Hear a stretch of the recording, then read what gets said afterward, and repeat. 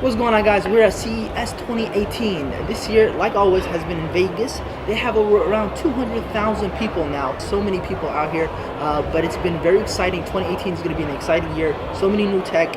We're going to give you the latest highlights, latest tech news.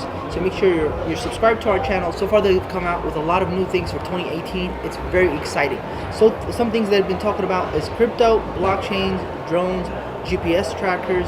Huawei came out with the new Huawei Mate 10. That's the newest phone. It's much faster than the iPhone X. That's what they claim. We'll also have a review for that. So make sure you subscribe so you can be notified when that video is up. We'll have a full review of it. Intel came out with the 49-qubit Intel chip. And the biggest things I've realized with CES 2018 this year is that they're putting a lot of emphasis on voice marketing.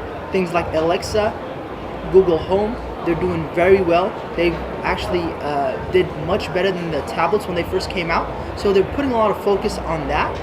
So Intel is coming out with a new taxicopter. Uber's in the field.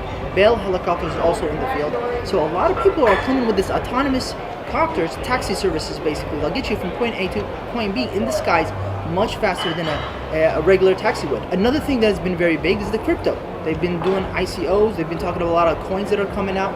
Anyways, me and my team have been updating regularly on Twitter, so make sure you follow us on Twitter at JGTechBlog, and we'll be updating you one by one, and also doing a lot of reviews and interviews with people and posting it on our channel.